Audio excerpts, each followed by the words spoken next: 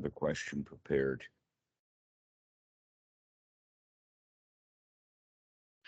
Oh, so Robert, welcome everybody to Saturday morning.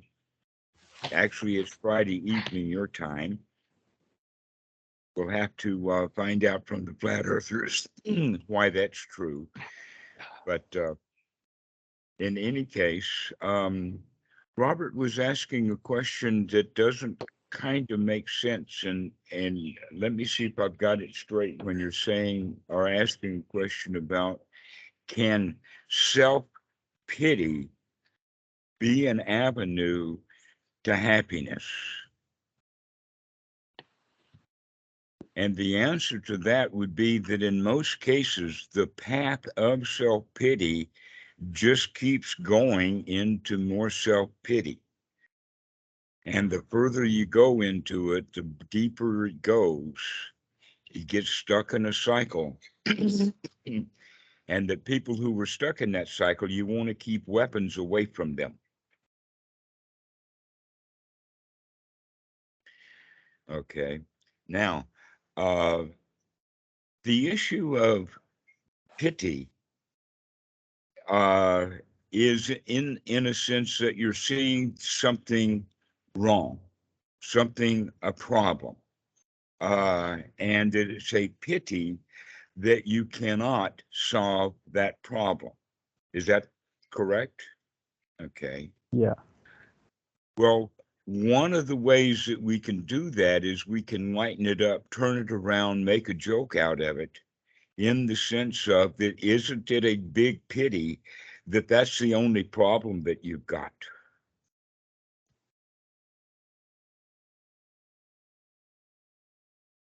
The self-pity is, I don't have enough trouble. I need more problems. Isn't that a pity? In other words, all I've got is self-pity. I don't have any real problems at all. Now, the human mind is actually, let us say, from the development from the animals and on, that the primary reason for having a brain at all is to make sure that all of the rest of the bodily functions are functioning correctly. That was the original part of the brain. That's what we call them, the reptilian brain or the anterior cortex. But what happened over millions of years, and sometimes in fits and starts and big burst, is the development of the frontal cortex. They say that this was due to the discovery of the control of fire, and that whoever or whatever it was that learned to control fire so that they could cook meat were not really human yet. That the guys who made fire, or let us say at least were able to capture and use it and cook meat on it, allowed then for the jaw muscles to not have to be so big and strong because the meat was cooked, that they weren't eating it raw.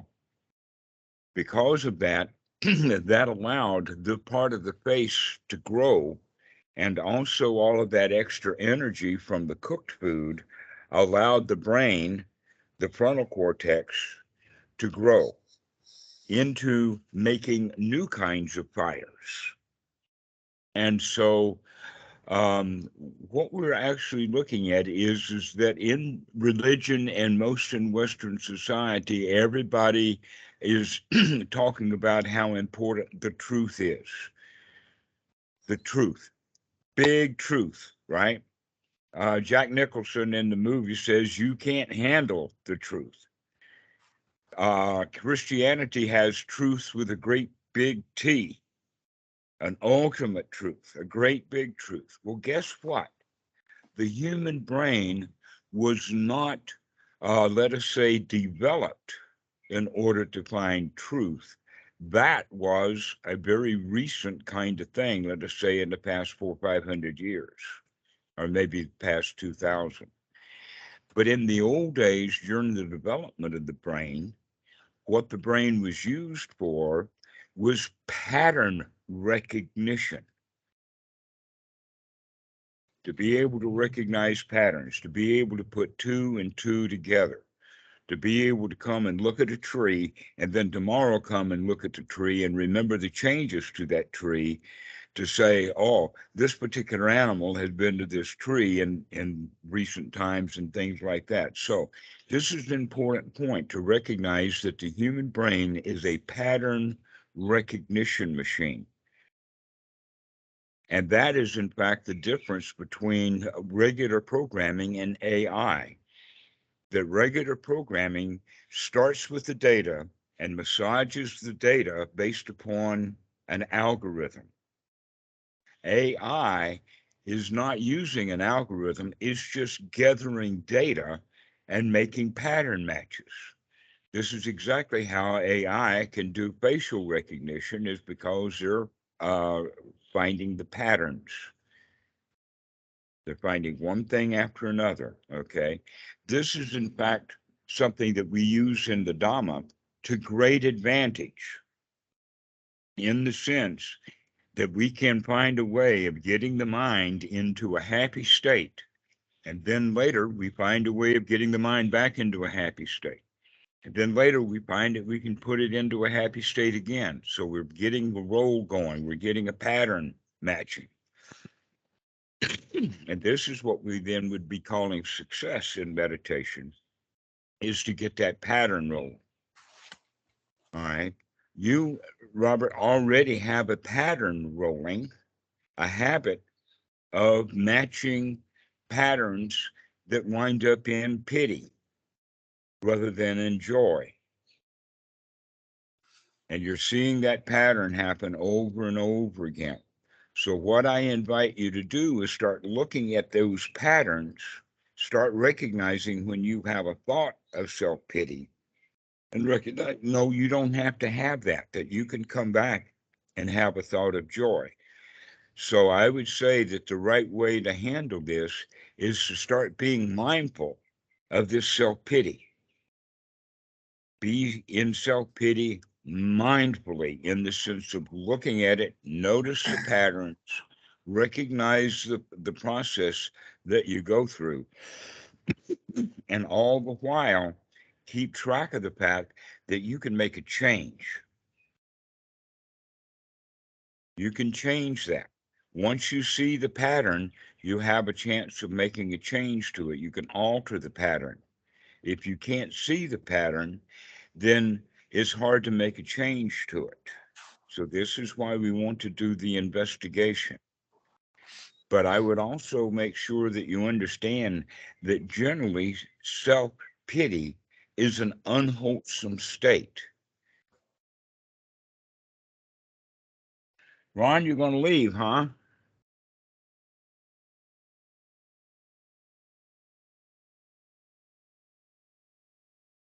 When we recognize that self-pity is not only a wholesome state, but it's got two aspects of unwholesomeness.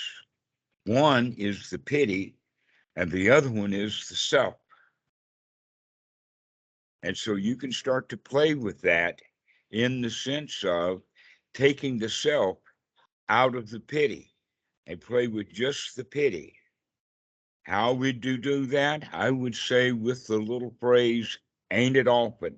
Ain't it awful? Okay. Whatever goes wrong, say, ain't it awful? Ain't it awful that George Bush is an idiot? Ain't it awful that Joe Biden is old? Ain't it awful that Donald Trump's a liar? Okay, start playing with all this ain't it awful, because the world is full of awful stuff. We should take pity on the world. However, you, Robert, you don't look like you need any pity at all. You look like you're okay. So whatever self-pity that you're having, that's just an old habit, just an old pattern. And you can recognize that and make a change. That's the real key. I think that's the key to the practice that you're missing, is the key to the point of look at what you're doing and make a change to it. This is the Eightfold Noble Path, to remember to examine this pity and then recognize that, hey, I can make a change to that. That the pity itself doesn't lead to happiness, as you were saying, that it leads down a rat hole. That someplace in there you have to make a change. And the change would be, the easiest change is to make a joke out of the pity. Start playing with it.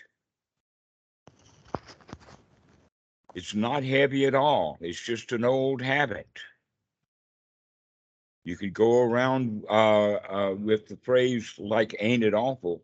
You can also go around with the phrase something like, poor Robert. Isn't it a pity, poor Robert? Robert's in such a mess. Poor Robert.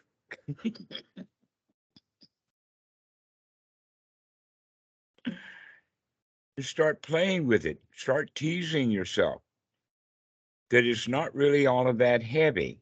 You're making it heavy. There's not really any heaviness to it. Everything is actually quite light. All you really need to do is remember that and lighten up. So these are the ways to do it. One of the ways to talk about it is to separate the pity from the self and start going around seeing all the pity that's that the world deserves. I mean, the world's a mess. And when I say the world, I'm not talking about planet Earth. Planet Earth is doing just fine with or without humans. But we're talking about human society. In human society, that world is a mess. Ain't it awful?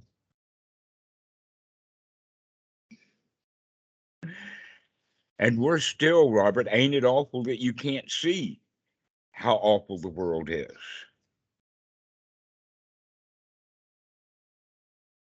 Ain't it awful that we can't see how awful the world is? Ain't it awful that you see things as awful?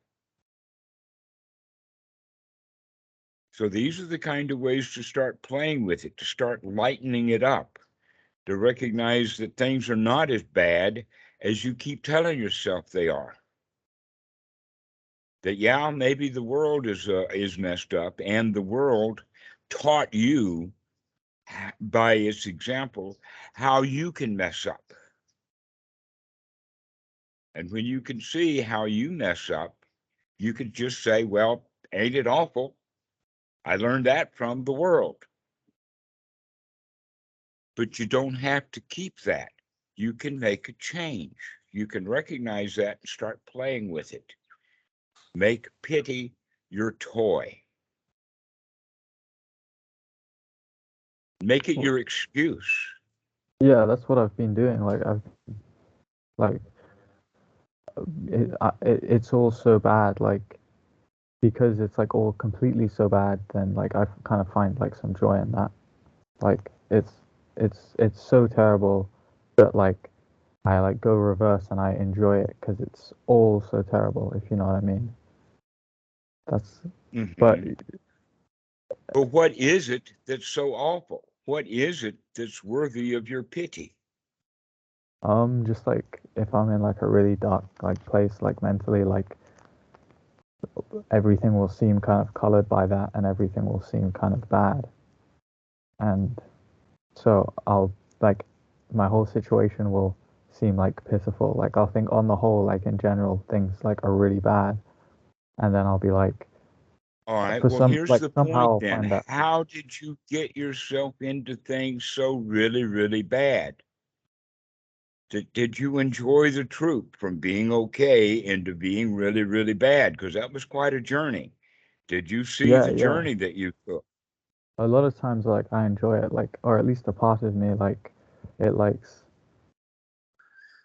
um it enjoys like seeing how everything sucks like it's like yeah everything does suck like I'm right everything sucks like I I have every right to be sad and upset um like, and it'll take like pride in that, and it'll enjoy that actually. Mm-hmm. Like it like part of me, like, that gladdens its mind, if you know what I'm like trying to say. Like, it makes me like, I don't know how to explain it. Yeah, it's like I'm almost glad that things are terrible. Because, yeah. But things are not terrible in and of themselves. They're not inherently terrible. That's just a mental attitude that you have. Things just are things the way that they are. They're not terrible on their own. That's something that Robert is adding to it.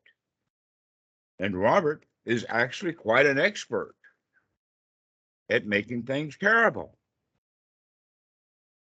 He's an expert. He's a world-class champion at turning just ordinary things into a pile of shit. Yeah, tell Reminds me. me of the guy who eats food. Everything he eats turns to shit. Whether Yeah. he, even if he goes to the refrigerator and sees that the food is let us say borderline in age, it's gotten old, and he has to make a decision: am I going to eat this old food, or am I going to throw it out? Guess what? In both cases, that food turns to shit. And you're very excellent at that. Everything turns to shit. And you can see that. Congratulations, Robert. Everything's a pile of shit. Aren't you happy that you can see it that way?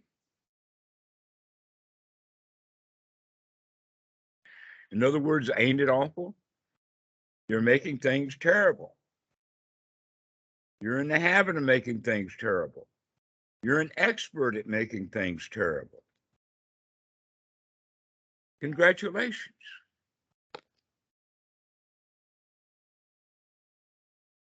Everybody's smiling but Robert. Everybody laughing but Robert. That's funny. That's funny. Yeah. Yeah, at least I'm good at something. Yeah, you're very good at it. I mean, you're world-class champion at making trouble, making problems for yourself. Okay. So start separating it out from what you are pitying. At least make that change so that it's not Robert that you are pitying, because after all, we've just established that Robert is an absolute expert at making pity. So now that you're an expert at making self-pity, why don't you just start pitying the world? Start pitying everything around you. Oh, poor teak wood, subject to ants. Isn't that a pity? Well, it's actually, teak wood is very resistant, very hard wood. So the wood has to get like 50 years old, but this house is well older than that. And so the termites are eating floor. Isn't that a pity?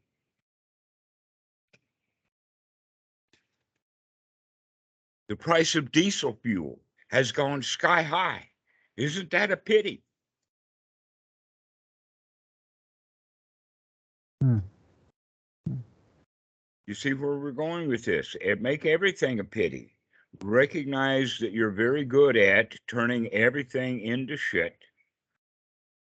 And so get used to that in the sense of recognizing that you've got a skill there.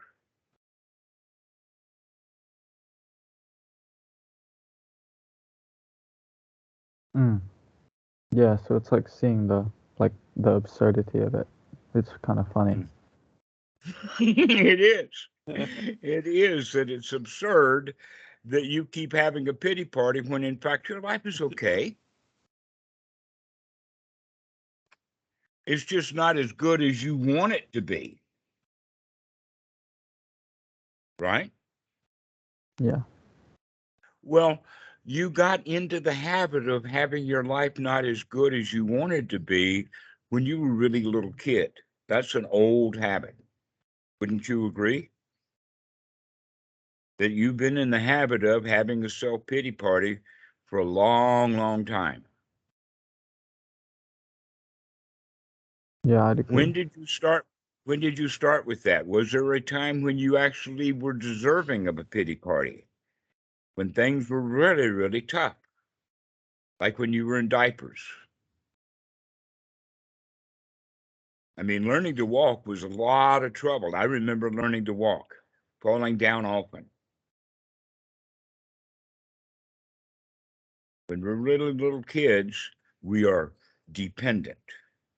When we're little kids, we are incompetent. When we're really little kids, many of those little kids don't like being little kids and they immediately want to grow up. How many times have you heard a kid say his age and then add the word half to it? Or add a year to it and then use the word almost? Now, how old are you? I'm almost 8. I just had my 7th birthday. Okay. We don't like being whatever it is that we are, and we get into the habit of not liking who we are and what we are when we're kids. We lie about it. We get into the habit of it. You start having pity parties when you're a child. Well, guess what? Look at the environment that you live in now. You're a whole lot better off than, let us say, 2/3 or maybe 3/4 of the people on the planet Earth. You're probably up there in the really 90 percentile already. But you're still in the habit of having a pity party because it ain't good enough. Yeah, Okay. yeah. When is your life going to be good enough?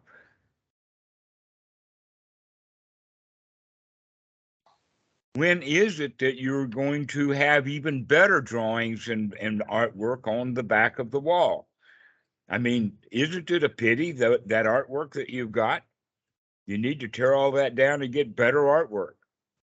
I've actually had that thought.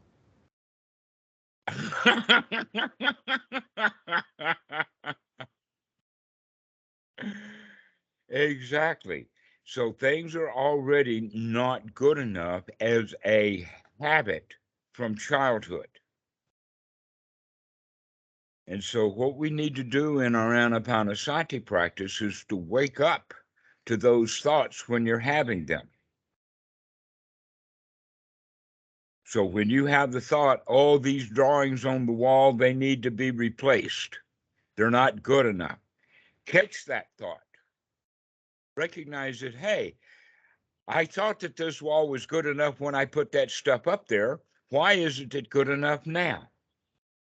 The answer is because it wasn't good enough when I put the stuff up there. And now the wall is still not good enough. Not because the wall has changed, because the wall has changed. What hasn't changed is your pity party. That's the old habit. So start watching for that pity party. Start recognizing it. Start playing with it. Find out that you've got a new toy to play with. You can start running it into poetry. Ain't it awful about the bees? Ain't it awful about the trees? Ain't it awful about the wheeze? Just, start playing with it. Enjoy yourself. Ain't it awful? Because you can find an awful lot of stuff that's awful. It's awful how much stuff there is. Awful lot. So start playing with how bad things are. Start playing with your pity party. In fact, the next time that you have a pity party, why don't you get out a tea set and do it correctly? Invite some friends over, not for a tea party, but for a pity party. So you fill each cup full of pity. You start playing with it, start making a joke out of it. I I can know do that that. that's I hard. can make a joke out of stuff. Yeah, definitely. Yeah, that's the way to look at it is that you can make a joke out of this, that there is no reason for you to continue in the mentality and the attitude that you had when you were in diapers, or maybe a little bit later than that. But we get into being negative about the world. We learn how to be negative about the world. We learn to be negative about ourselves from the adults around us. So someone taught you how to do pity party. Who was that? Do you know? Was it one individual, or did you have a whole class of, I mean, a whole university full of professors teaching you how to do pity party? Yeah, a whole bunch of them. Okay. So you can find a way of coming out of that pity party by playing with it. That it was actually okay that you had pity parties. That in fact your pity parties were quite successful. I mean, look at the wall decorations that you had. So your pity party is actually making some successes. So congratulate yourself for the successes that you do have, whether they come from pity party or not. That's exactly the same thing as fear. That fear has gotten you up to the state that you're in. You're still alive. You're still breathing. So all of the fear that you've had all of your life has done its job. It's kept you alive. Your pity parties have also kept you successful. So they've had some value. But now you're seeing not just the gratification in the pity party, you're beginning to also see the danger.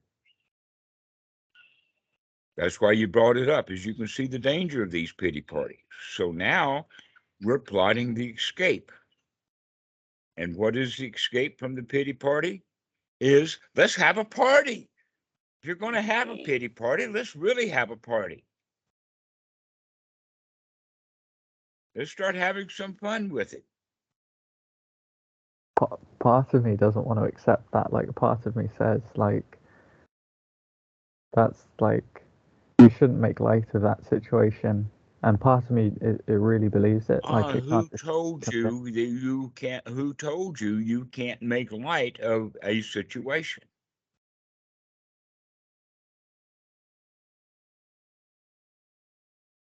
I don't remember. All right. Well, if you don't even remember who gave you that rule, then why do you have to apply it here?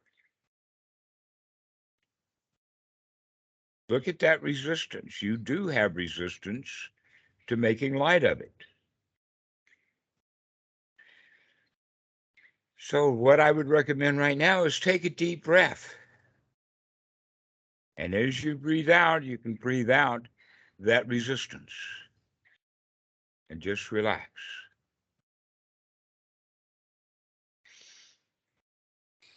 You look like you stopped breathing when I mentioned breathing. Yeah, it, I don't know. It feels like I'm like ignoring my issues, kind of like I'm just like distracting myself. Like, I don't know why. Like, Well, we're like part of me discovering never. that. Instead of saying, I don't know why, therefore let's have another pity party. Oh, poor me, I don't know why I'm having a pity party. That's a good point. That's right, you can make light of it. But you have to get over that resistance. I'm really glad that you brought that up, that you actually have resistance to doing something very wholesome, useful, and valuable for yourself.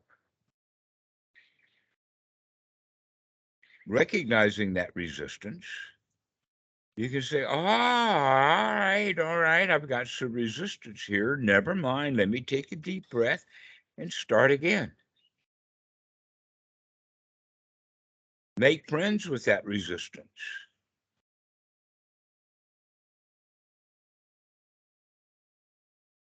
I resist having fun. I'm a morbid son of a gun. If I had a better chance of doing this right, they would make horror movies about me. I'm a regular Freddy Krueger.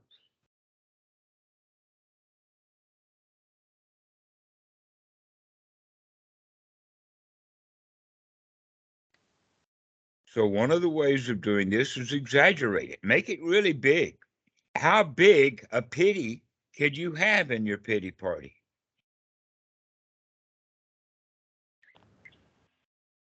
The important thing is to separate yourself from the pity. That pity is not self-pity, that it's not you that's pitiful. It's thoughts that you are pitiful. But your thoughts about being pitiful doesn't make you pitiful.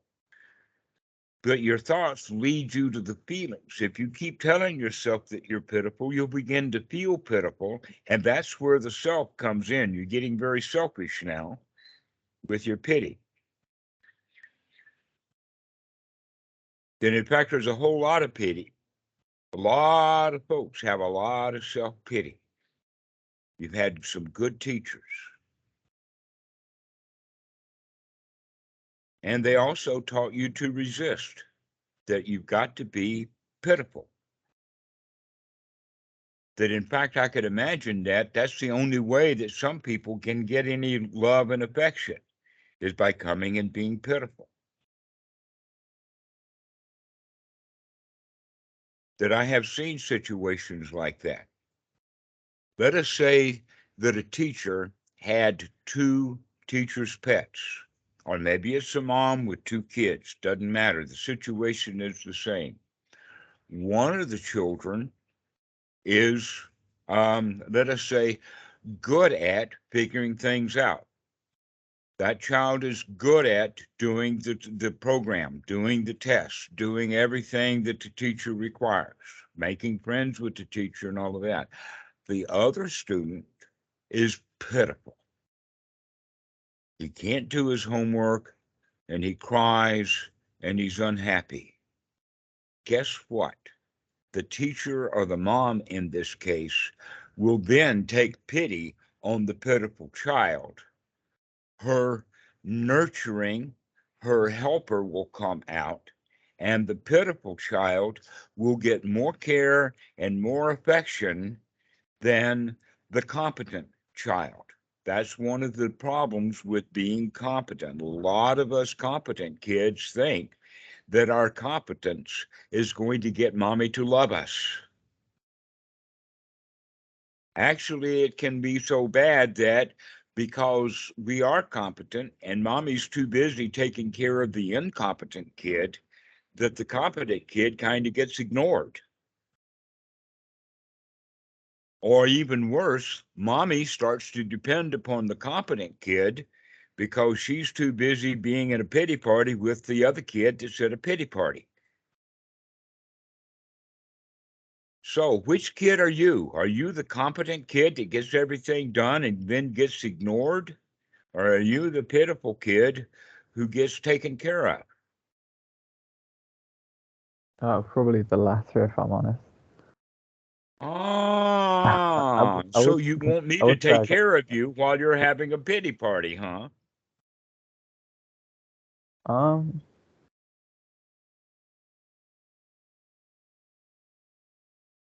I don't know. Um, I feel like it's more like when I think stuff is bad enough, like part of me just like stops caring about it, and I kind of just go into my own like zone, and I'm like I didn't catch just that last.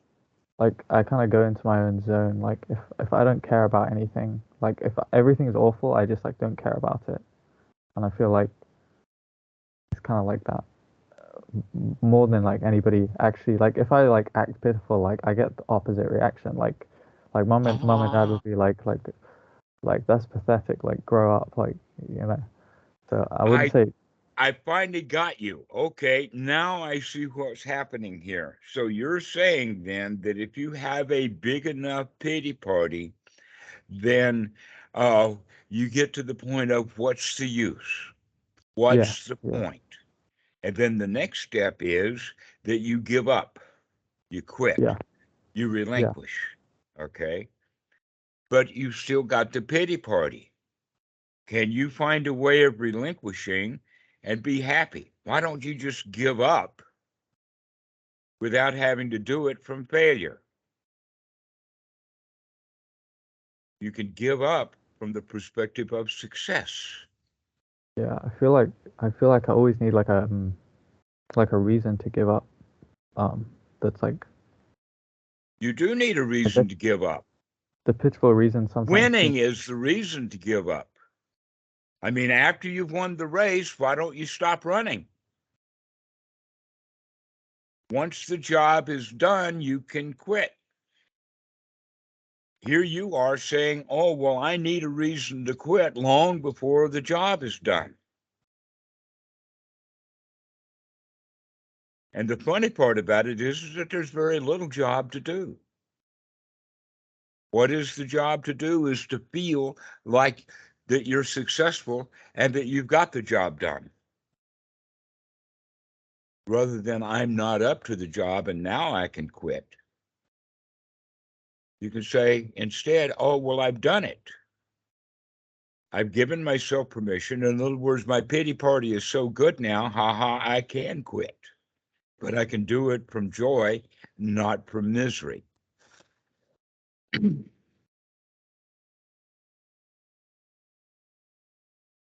That in fact, this is all back to the issue of sila bhatta paramasa. This is all about the issue of you not matching up to the rules or the standards that you've got. Okay.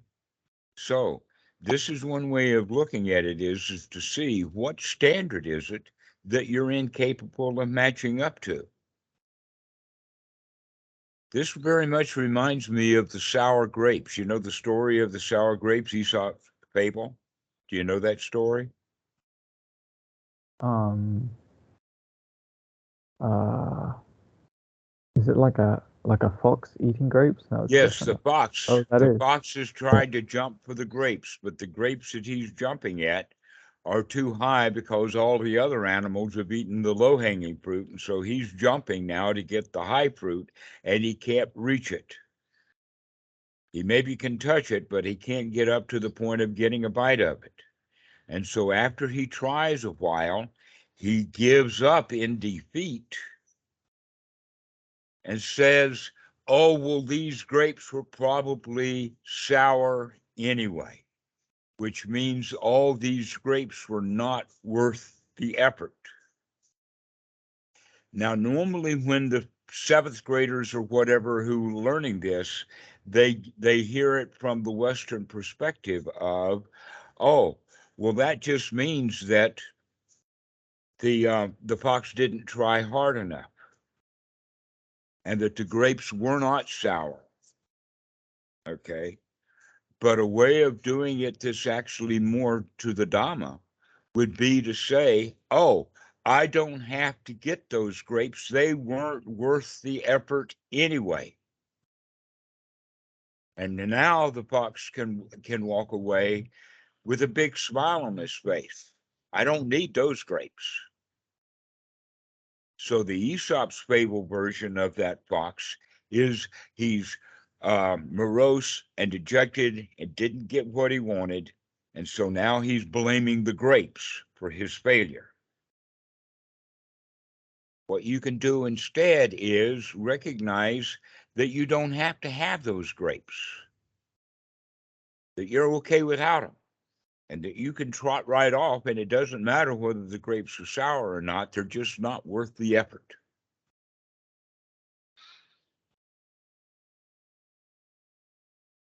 And so you can walk away from that task as a champion. It's a change of attitude, and you can change your attitude, but you have to keep changing it over and over again because you've got the natural attitude of a pity party.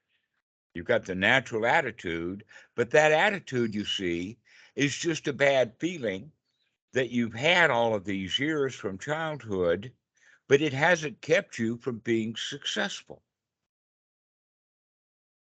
That you actually are successful, and you won't give yourself credit for being successful.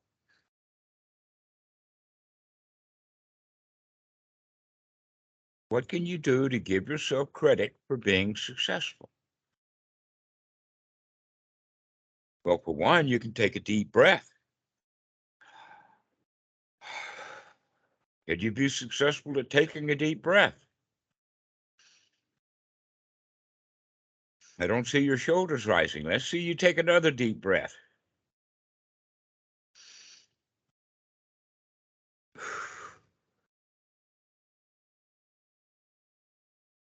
Find some little success. Be successful. Be successful at making a joke and having a toy called a pity party, as opposed to being in self-pity. Turn it into a party. And be successful. Take another deep breath and be successful. This is the practice that the Buddha recommended, but many of us, like yourself, keep getting stuck in these pity parties, keep telling ourselves you can't do it or it's too hard or whatever. In fact, it's really not a difficult thing to do at all, to take a deep breath. All you have to do is remember it. And that resistance that you have to taking a deep breath is that you would rather be a victim so that you can get taken care of rather than being successful. Because if you are, in fact, successful, you're on your own. You ain't going to get no mommies to come taking care of you. Your mommies are taking care of the pity party people. And so you're going to have to recognize, hey, I can take care of myself. I don't need a mommy to take care of me anymore. I don't have to go around having a pity party to get somebody else to feel bad for me so that they'll take care of me. I can take care of myself. And that's a way for you to start addressing that resistance, because that resistance is the feeling of I'll lose something. What will I lose? Getting taken care of. So in fact, you're taking comfort in your pity party. You are finding some happiness in there,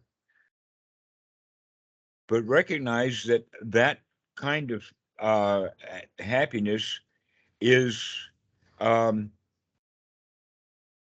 let us say, second class. It's a second class kind of happiness.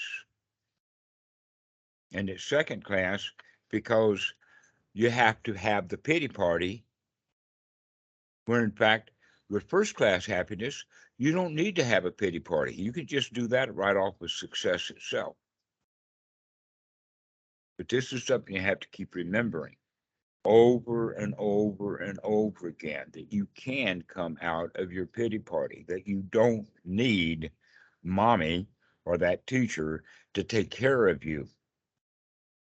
That you could do this yourself. You can take your own deep breath. You can lighten up yourself. You can put your own smile on your own face. You don't need to show somebody else how bad you feel in order for them to take care of you.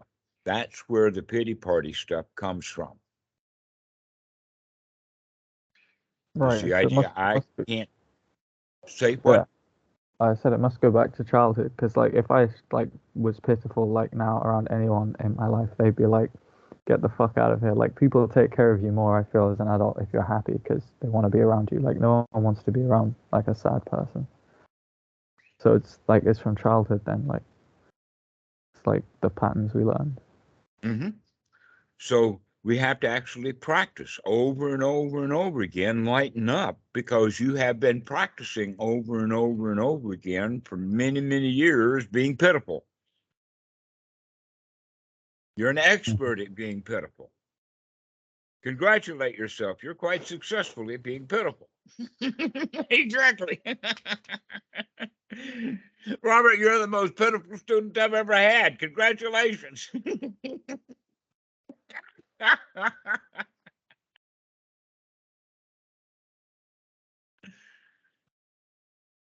So this is the way to start to look at it, is to say, yeah, you can change your attitude about it. And the way to help change that attitude is by breathing well. That pity parties don't breathe well. Champions breathe well. So keep remembering to keep taking those long, deep breaths. Give yourself the feeling of energetic, the feeling of, I can handle this. So whenever that pity party feeling comes up, you know that it feels deflating, doesn't it? It feels like there's just a bunch of pressure on it. Someplace from above, there's a bunch of pressure, and you're weighted down, right? Is that correct? Mm-hmm. All right. Well, if you do feel pressure and weighted down, that means then that it's hard to breathe. But the reality is no, breathing is not that hard. All you have to do is remember it. And so one of the ways of coming out of that feeling being pressurized is by taking a deep breath. To recognize I can expand the lungs and I can contract them and I can expand them and relax them. And in fact, that relaxation brings on a new attitude.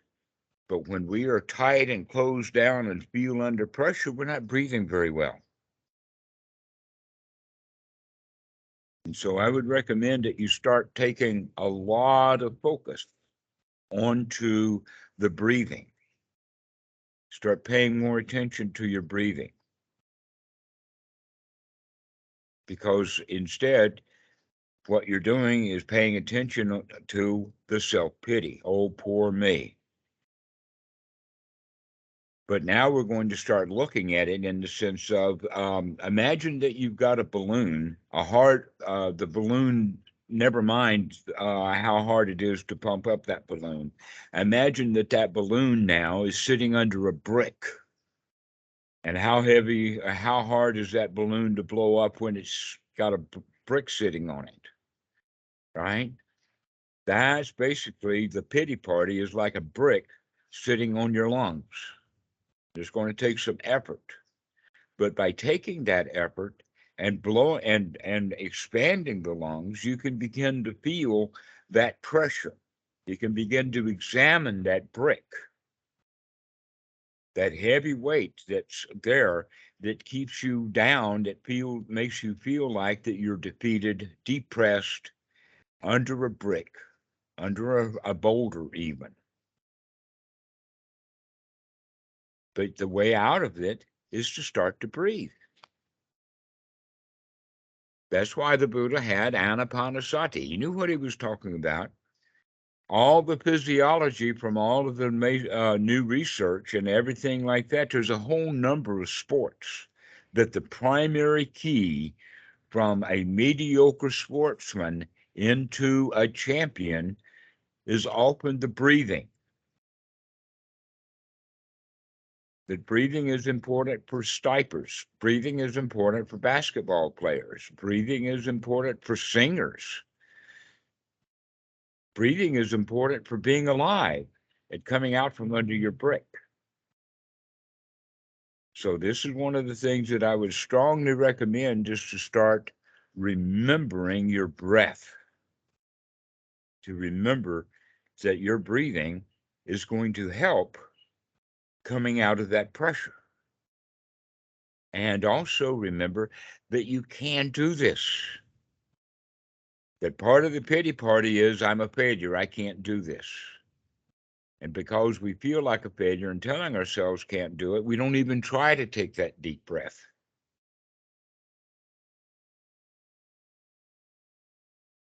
But you can, if you can remember that you can take a deep breath. Pity party or not, that's not the point. The point is can you take a deep breath and relax? Then a half a minute or maybe 10 seconds later, can you take another deep breath and relax? Pretty soon we're paying more attention to the breathing and we're not paying so much attention to the pity party.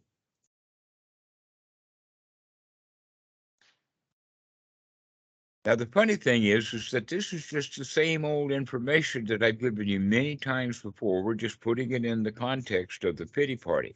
But this is the whole point. Can you, in fact, breathe through your pity party? Can you recognize by changing it from, oh, let me stop having pity upon me and start having pity upon the world? I mean, the world's really messed up. The world is far more messed up than you are, Robert. You're not so messed up at all. That you've been successful and you don't even give yourself credit for it. So you need to start taking credit for that success. And one of the ways to do that is with the breathing. Come on, let me see you take a deep breath. We've been talking about breathing for 10 minutes or more, or 20 minutes, and you haven't taken a really good, strong, deep breath yet. Todd, let me see you take a deep breath.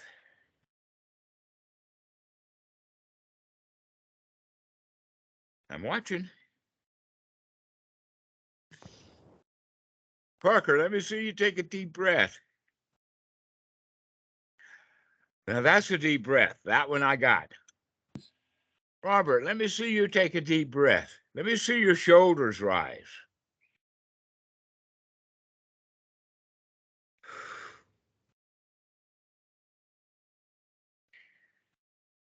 That's what we need. We need to have some deep breathing. I mean, you heard me talk about it so much. Let's see you do it. Let's take a deep breath.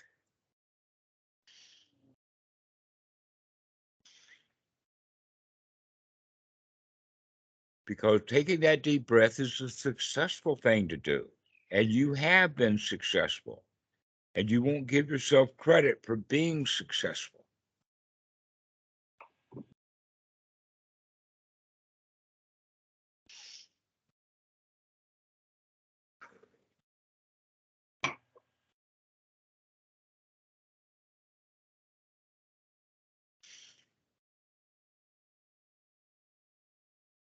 A thought that always comes up for me when I feel like kind of satisfied is, what do I do like with this satisfaction? Is that like a bad thought? Should I just like dismiss that and just go back to trying to feel satisfied? And if a thought comes back, just dismiss it, go Just back. throw it out, right? Mm-hmm. It's a practice that has to be done over and over and over again. And you can do it anytime that you remember to do it. So I recommend to students to practice a short time, several times a day, 4, 5, 6 times a day, practice for just 10 minutes, taking deep breaths and having thoughts of, this is the best pity party I can have. Wow, I'm having a ball here. What a party. And keep practicing over and over again to start changing that attitude from the attitude of, oh, poor me, I need help, this is terrible, into, hey, I've got this wired, I can do this. We actually need to practice that because you are an expert at pity parties. You have been practicing pity parties for years. You're an expert at it. You have been talking yourself into feeling bad and are an expert at talking yourself into feeling bad. Now it's time to start practicing talking yourself into feeling good. Start having thoughts of success, having thoughts of a deep breath, having thoughts of energizing the body, having thoughts of having the body relaxed, having the thoughts that all of that pity is out there, not here. That this is no longer self-pity, this is real pity. I pity the president. I pity the Congress. I pity the politicians. I really pity priests. They're pitiful people. Okay, so that's the way to start looking. Take that pity and place it out there someplace that you are successful. And you know how you can prove how successful you are? Take a deep breath. That's all you need to do is to be successful, is just take a deep breath. So let me see you take another deep breath. Let's be successful right now. Put some smile on it.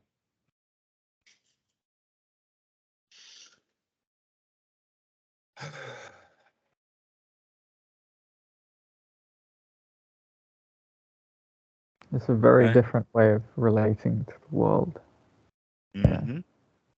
I know that you've got resistance to it. That's why I keep hounding this over and over and over again, is to get through that resistance. That you could say, in fact, that resistance that you mentioned is actually what Eric Berne would call a life script. It's the way of doing things. And you're saying, well, wait a minute, if I change my pity party, what will I have left? That in fact your pity parties, your self-pity, is a great deal of your self-identification, is who you are. What would I be if I didn't have my pity? So that's the question for you. What would you be like if you didn't have this pity? Would it be better or worse?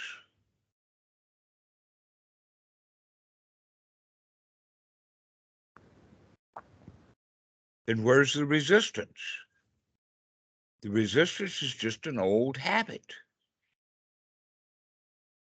That's the way things should be. It's kind of like also a habit and a rule. And you can drop that rule. You can change the rules. And the rule now can be, I can have fun. I can actually have a party with my pity.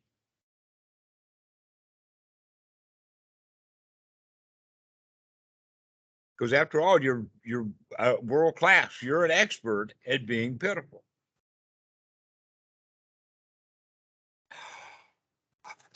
Success at last.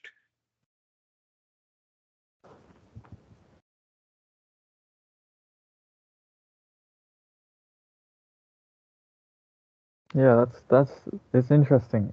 A lot of what you said's like made me think about a lot of stuff in like some new ways. Mm-hmm. Uh, yeah, before I kind of thought of it like I'm either like empowered and like I'm like working towards goals, or I'm like failing at my goals and not doing it and feeling like a victim. Mm-hmm. And this is kind of different though, because it's like I'm feeling good, but not because of I'm doing any goals. It's just coming from the breath. Uh-huh. That's that's Well, kind of cool. Like, yeah, that's an interesting point because all of the goals that we have within the practice of the Buddha Dhamma, not in Buddhism. In Buddhism, there's all kinds of stuff. But the teachings of the Buddha, there is actually the success or the goals are immediately available. The only goal that you should have is the goal of enjoying this breath. yeah. I think that's like what I had a hard time accepting was like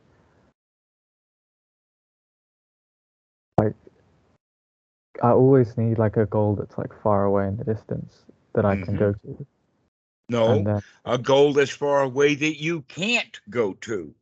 And so you have a pity party instead. yeah. So I've got like happy because I'm like getting towards it, or like self-pitying because I'm not. It's, it's just different. Like it's such a different way of relating to life, you know. Like Mm-hmm. just just like the breath for the sake of the breath. It's really, yeah. Yeah, it's easy. There's nothing really to it. But the old habit of the pity party and the resistance to changing it has to be overcome, but you can overcome it, and you can overcome it right now. And if you can overcome it right now, then later you can overcome it right now. And pretty soon you will begin to change the attitude. See, right now your attitude is the attitude of a victim, the attitude of a failure. So you need to start giving yourself some immediate successes, have some immediate goals that you can immediately accomplish and immediately feel successful and happy and confident that you can at least take a deep breath. You're still alive. You're still alive. You've been able to stay alive. Now, how can you have a pity party when you know that you're alive? That you're not in danger, that you can take a deep breath, that you can be satisfied. That's what we need to keep practicing. Have that immediate goal.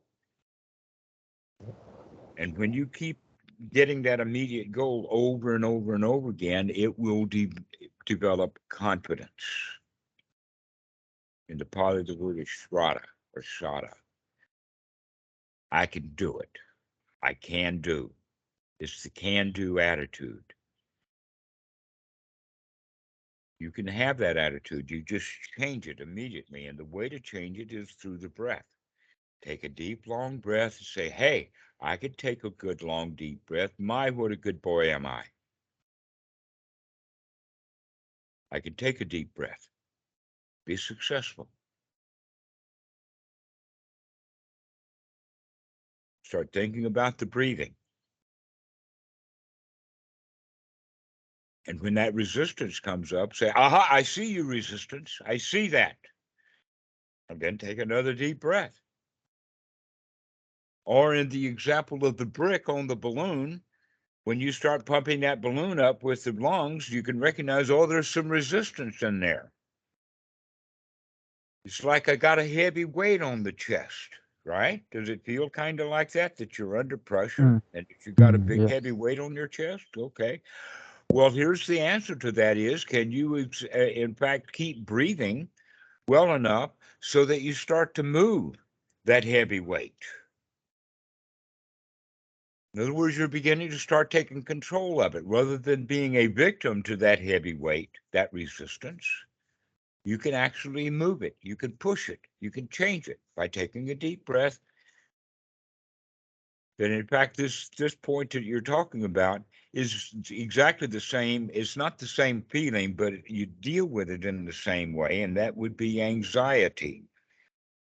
That, in fact, anxiety and pity party are fairly closely related. And the way that you can deal with both of them is by taking that deep breath, moving the lungs in and out, moving the chest in and out, breaking up any tensions that are in the body, and enjoy the fact that you can take a deep breath. Become successful at taking a deep breath, one after another. Congratulate yourself. Find some winner in there. This is the advice of the Buddha. Become a winner. Be a lion.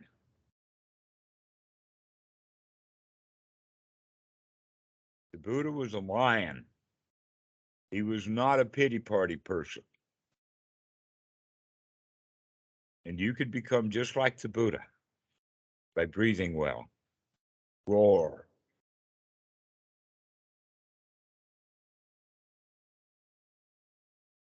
Ah, this is a nice breath.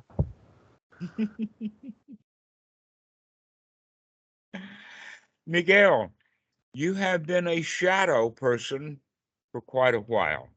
I see the background in a shadow, but I don't see your image. Is that a feature of your software or bad lighting or what? I was just, I'm having some dinner. Oh, now I'm beginning to see a little bit of all I saw before was a shadow, but now I can see some tone colors. Robert, Hey guys, good. Yeah, you decided to join Robert. us. how's it going? Good to see you, Miguel. Good to see you, other Robert, Parker, Todd, everyone, Dhammarato.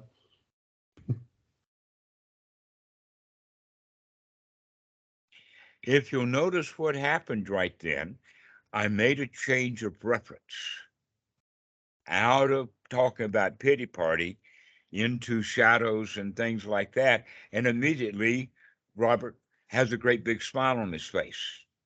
Did anybody else notice that Robert's got a big smile now because he's not dealing with that resistance?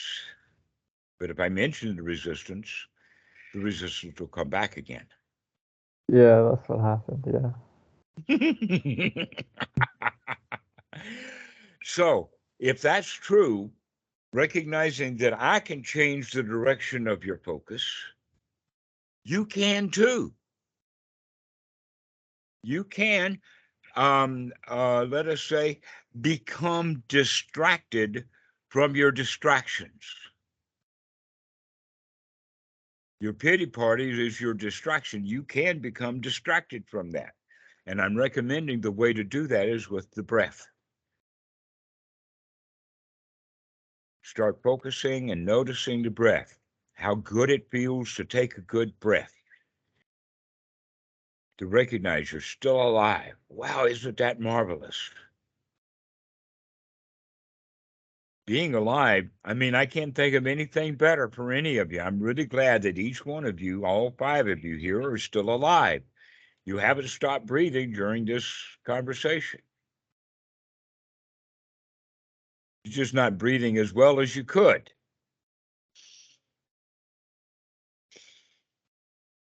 And you can breathe better if you remember to breathe. But you have to come out of your distractions of pity party and start feeling like a winner. So do something with an immediate goal of taking a breath and being satisfied right here, right now. And once you have that satisfaction over and over again, it will begin to grow. Everything starts with a little seed. Within the seed of let us say, an acorn, within that acorn is an entire forest of trees, but not in the sense of, oh, I can have an acorn, I've got the trees. No, the acorn has to be planted, it has to grow. So also is satisfaction. Your satisfaction will turn into an entire forest of satisfaction if you can get an acorn of satisfaction. So start having an acorn of satisfaction. Start having a little bit of satisfaction in this moment. At least you can take a deep breath. Come on, let me see you do it. Let's be satisfied right now. Everybody, let's take a deep breath and be satisfied.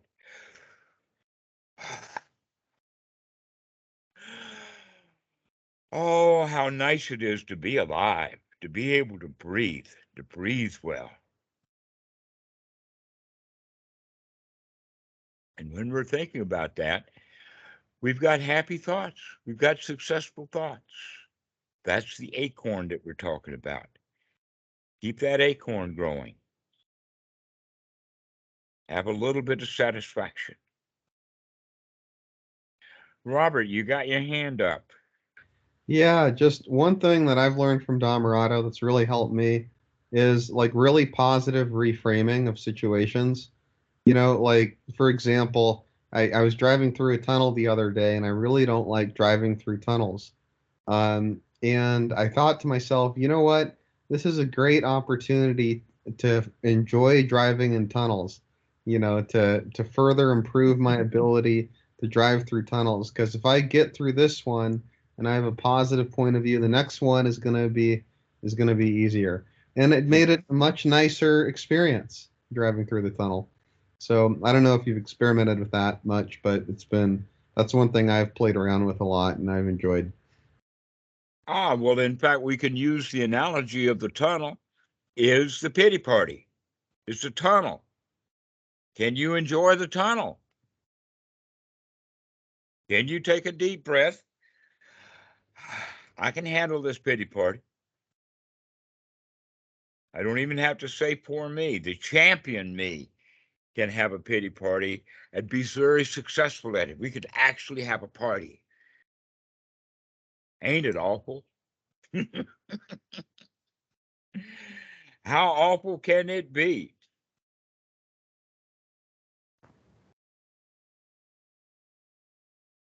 Enjoy the tunnel. Enjoy. It's great. Like, just say to yourself, you know what, this pity party is great. I'm really glad I'm doing this right now. This is a great way to spend my time. Yeah. Can I take a deep breath while I'm having a pity party? Can I push the boundaries of that resistance? If I can push the boundaries of that resistance, that means I've already taken control over it.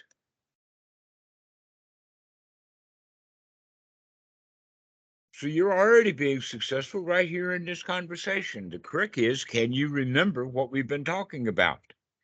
Or are you going to forget all about it and go back into having a pity party again? Can you remember to take a deep breath? Robert. Yeah, and also another thing that Dhammarato said that's been really helpful for me is just the noticing is the success.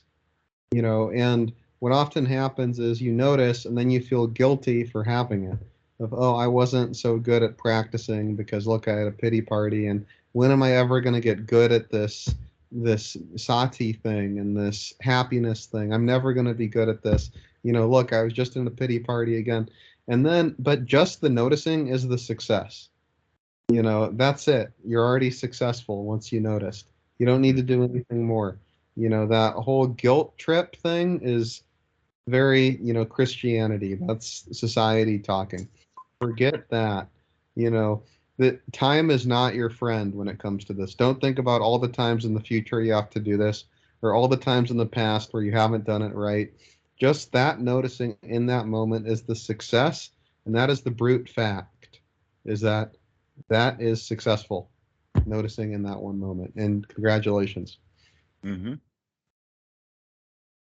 Actually, one of the things that I say about that would be to, I just thought about it recently in the context that they were talking about that time is on the side of the Ukrainians. Time is not on Putin's side, right? Do you understand why that's true? Why is it true that time is on the side of the Ukrainians and not on Putin's side? The answer to that is that Putin wants something. He wants it desperately. Okay. And all the Ukrainians want is for him to stop doing what he's wanting to do, but also the Ukrainians have a lot of friends. So we can think of it like that to begin to recognize that in all cases, time is on your side. Time is always on your side. What does that mean? It means that right now is all the time that you've got, and it's on your side if you remember that it's on your side. But part of having a pity party is to think that time is not on my side, that this present moment is not good enough. The time is not on my side. But the reality is that this present moment is just still keeping you alive. Can you be grateful for time being on your side? Time is on your side. Now we can look at it, time on your side in the sense of the future is that if I can feel good now, then time will be on my side next time, and I can feel good then too. So begin to think of it in the sense that time is on your side. Time is not against you. The time is on your side, and right now is the best time. In fact, right now is the only time there is, and it's on your side. It's there to nourish you and protect you and to keep you alive and keep you breathing. And it'll put up with your pity party if that's what you want to do with it. It's your time. It's your moment. You have a choice. if you remember that you have a choice, if you remember that you have a choice, and when you're having a pity party, you don't think you have any choices. This is why practicing sati over and over and over again, to practice taking that deep breath over and over and over again, is so valuable to help you remember the time is on your side and everything is fine and you're okay. If you can remember. But you see, you have been talking yourself, Robert. In fact, all of us do. Talk ourselves into feeling bad. And we do that from childhood. And then we do it when we're 10, and then we do it when we're 11, then we do it when we're a teenager, then we do it when we're 20, and we just keep doing it and doing it and doing it. And we begin to think that's who I am. And so we call it, in this case, self-pity. But in fact, just because you have been going that way doesn't mean that you have to continue to go that way. You can imagine, in fact, the idea would be a car that's stuck in reverse. And the guy got it, and he recognizes it's stuck in reverse, and so he drives his car backwards. So he's over and doing it like this, and he's driving his car, looking over his shoulder backwards. And all he had to do was take it to the mechanic and have a small change so that he could put it in forward gear. All right, so this is what you have to do, is you have to stop driving your car backwards. You're stuck in reverse. You have to remember to keep taking it out of reverse and putting it back into forward gear. You have to remember to keep changing your gear from reverse into forward. That's all you have to do, is remember to remember to remember.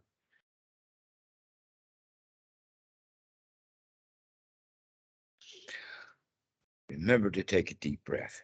Remember to be here now. Remember to be alive and to enjoy being alive. And let that seed of satisfaction grow.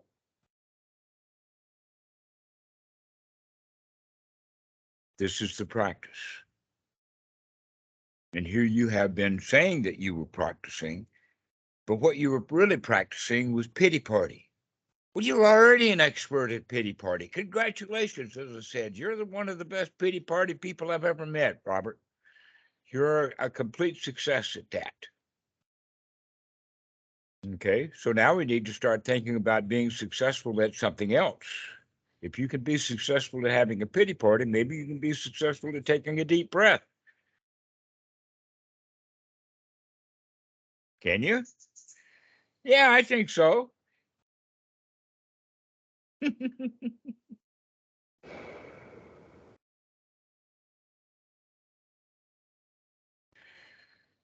So, Todd, do you have anything to say to Robert about this?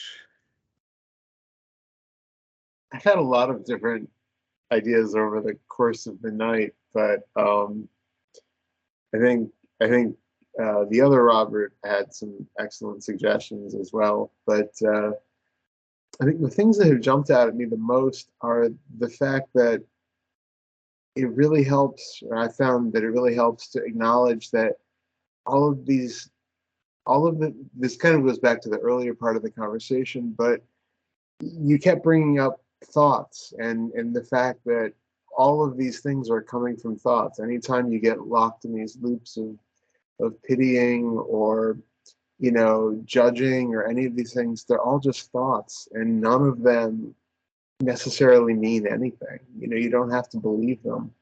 Mm-hmm. They're just habitual thinking.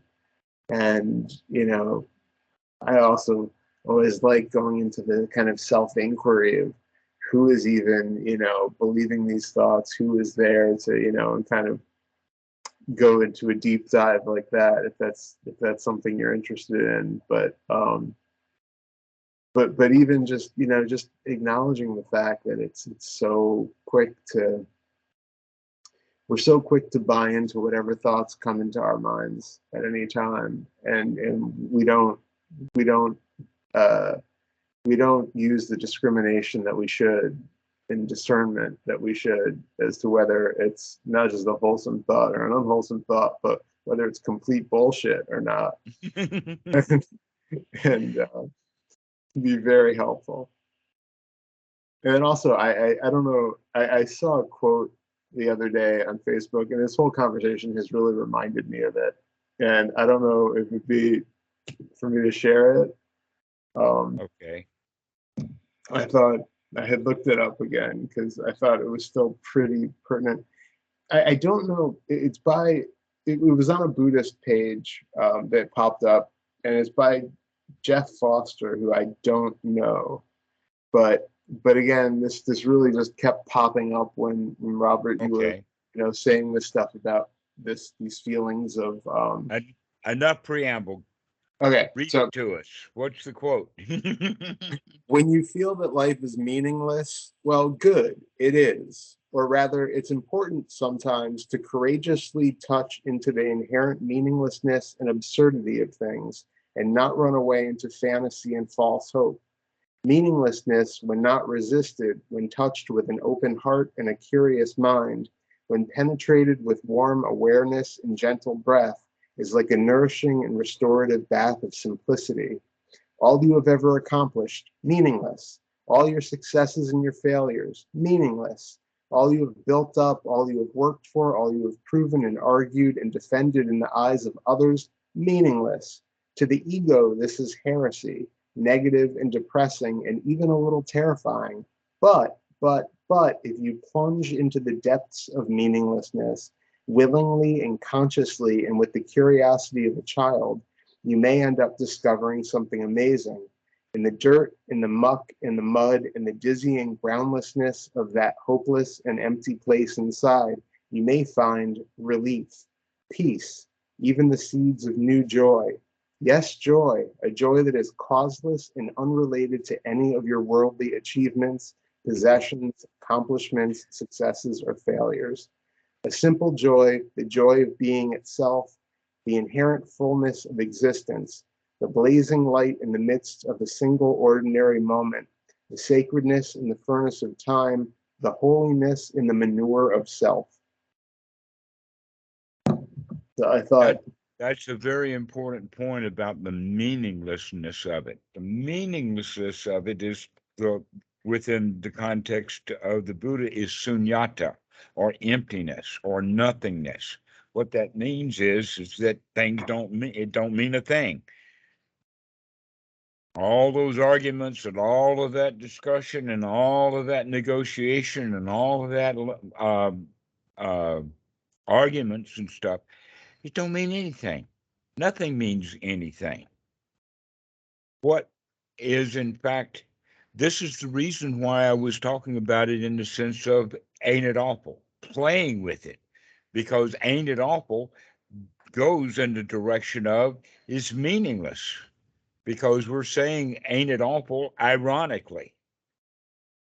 I don't think that you can actually say ain't it awful and mean that. It's always said ironically. Ain't it awful, your pity party? That only in the pity party does it have any meaning. And so you actually do say, ain't it awful? Ain't I awful? Oh, the pity of it all.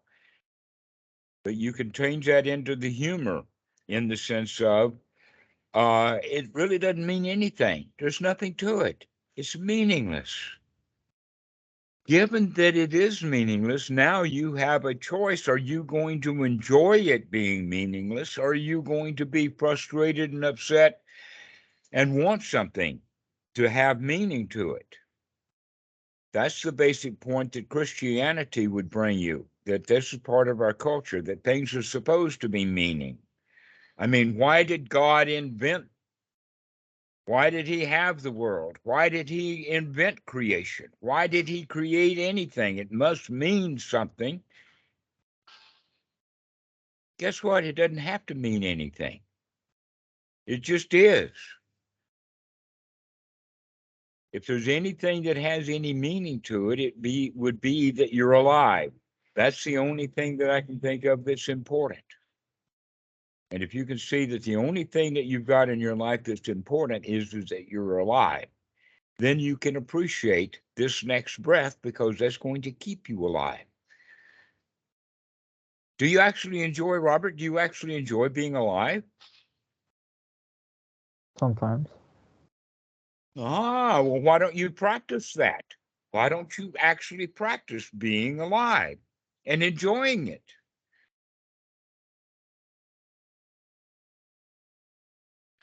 That's a good point. That's a really good Yeah, point. practice enjoying being alive. And the best way to do that is take a deep breath. That makes you really alive.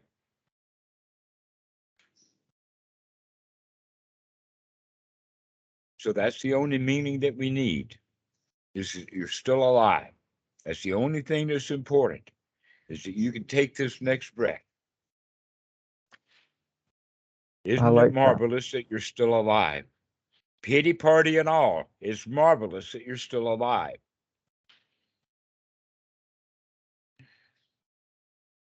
It's such a different way of thinking about the meaning of life and like the way to live life and stuff than what everyone else is doing. But it's cool.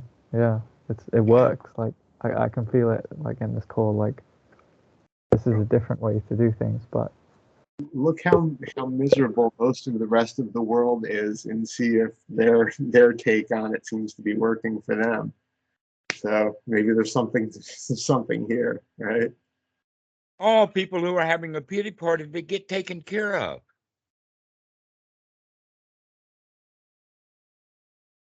If you go up to a let us say to a counter in any way at all, let us say at the bank. If you go up to the bank and you have and you run a pity party, you can get that bank teller to do everything for you if you're very good at being in a pity party. Oh, please help me. I don't know how to fill this thing out. What do I do here and there? And they'll jump right in with their motherly love.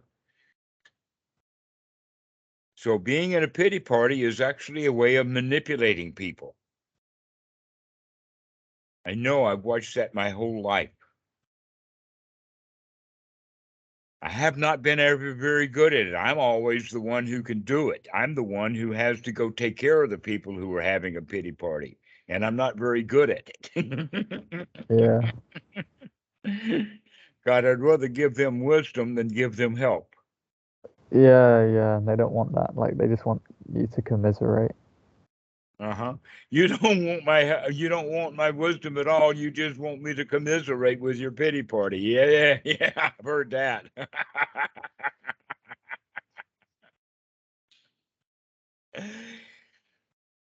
And so that's part of the resistance, is look at the fact that you are getting some value out of having your pity party. You can manipulate people with it.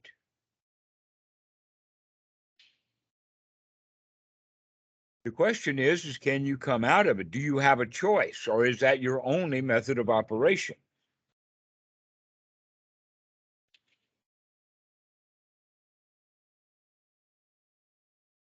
Can you enjoy being alive?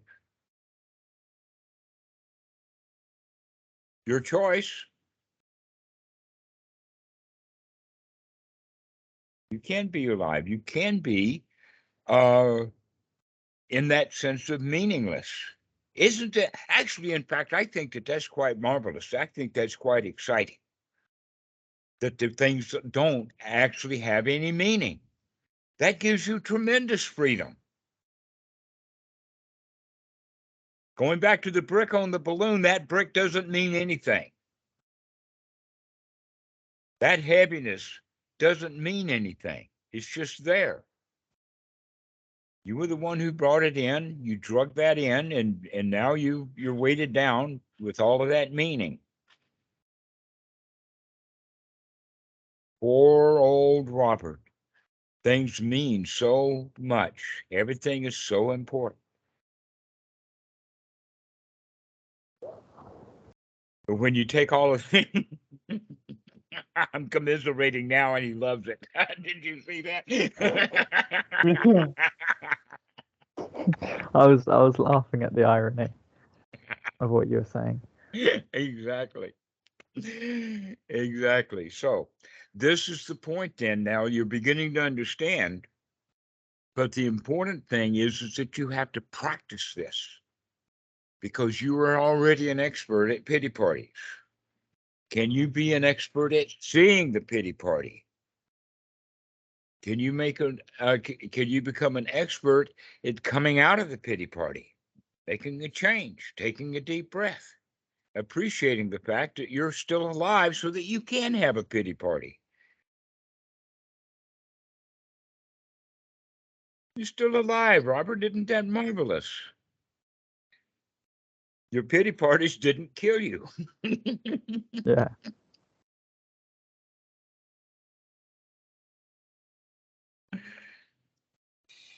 So this is the way of dealing with it. Parker, you went blue there for a second. Do you have anything to add? Just that when that thought arises of, I can just feel good right now, and then the next thought arises of, but it's important. Continue coming back to that meaninglessness of, it's not important. Isn't it ironic? This issue about importance and whatnot. It's ironic. You can't find it anywhere.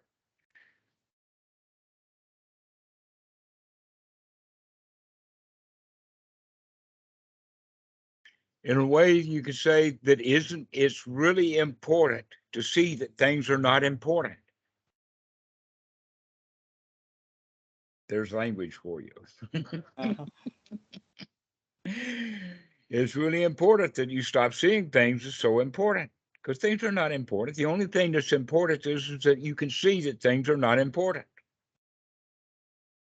that you're alive and you're well, and you can take a deep breath and you can enjoy being alive. That's the only important thing. Nothing else is important.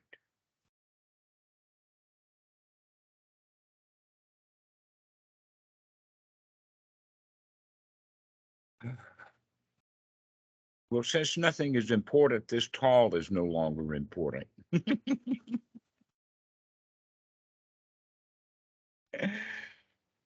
So does anybody have anything left to say with all of this? I think that this has been a great talk. I don't think that Robert's completely convinced yet, but he's on his way. Yeah, thank you. It's been really, really helpful for me, actually. Really, really appreciate it. All right. Miguel, do you have anything to add? No, I'm good over here. Pardon? I said I'm good over here. You're good. Okay. All right. Well, that's important.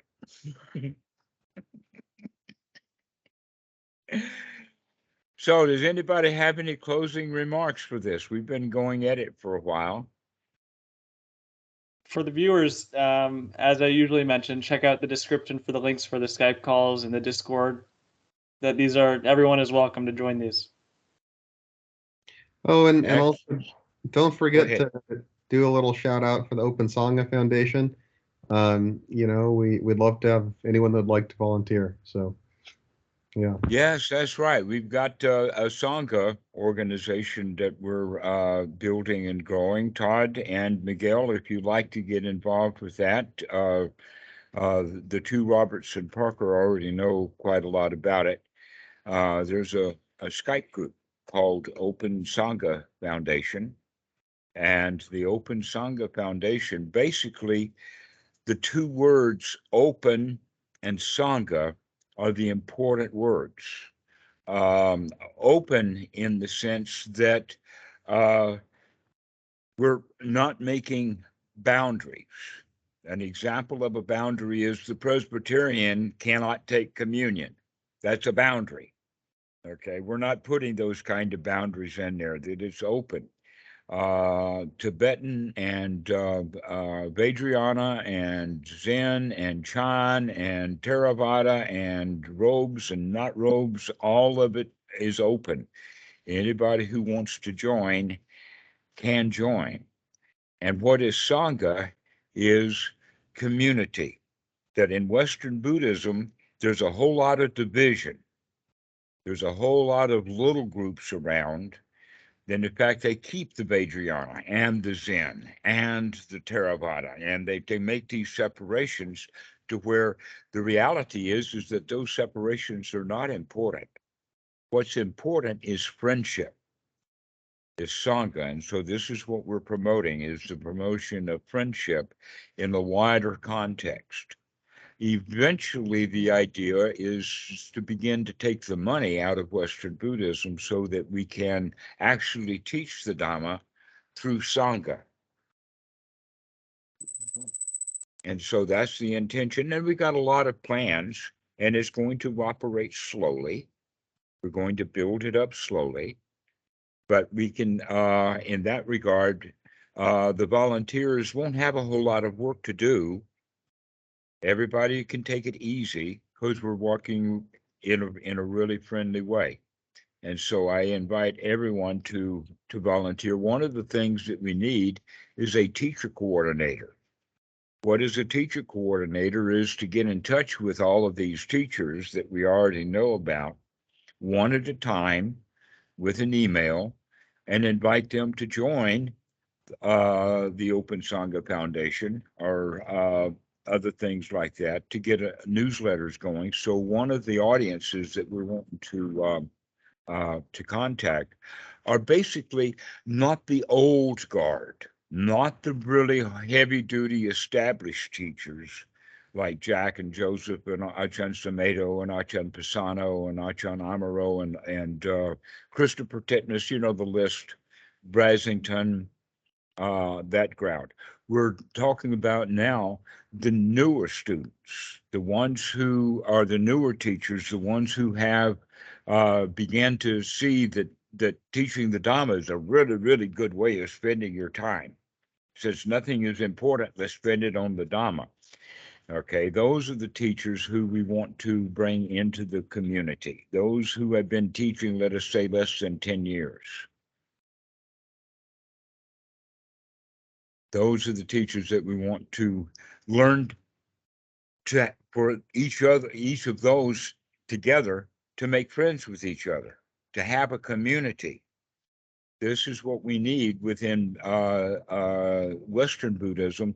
In Asia, that community is there. That any monk can literally walk into any wat in Thailand and be immediately accepted, immediately friends.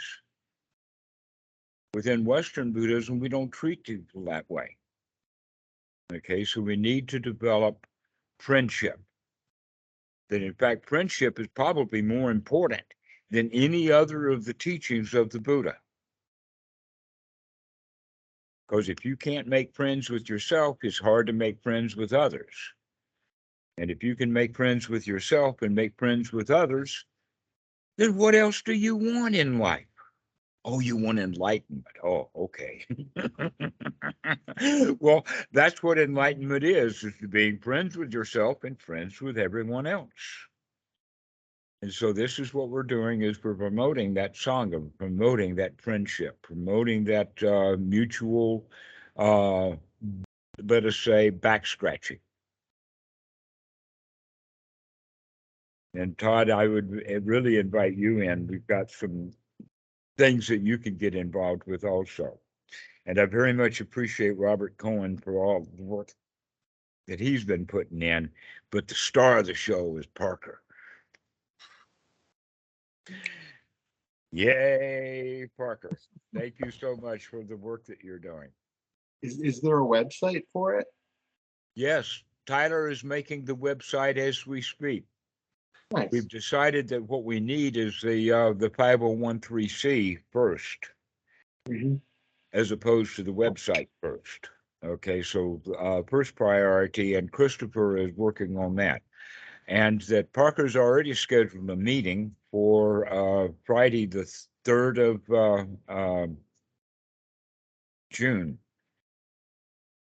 At what time Pacific, I don't know. What is it? That's for Thai time. For the U.S. folks, it'll be Thursday, June 2nd at 5:30 p.m. That's California. I don't know what the specific time zone is, but that's what the California time zone, 5:30.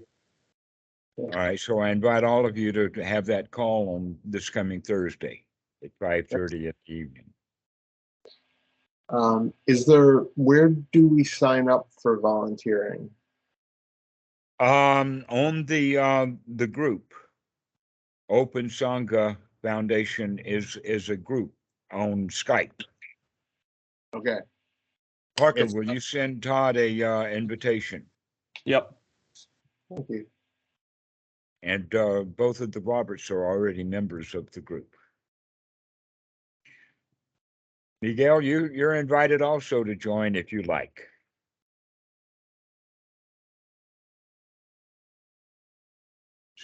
So I think that we've had enough for today. Thank you all for joining. Yeah, this is great. Thank you, guys.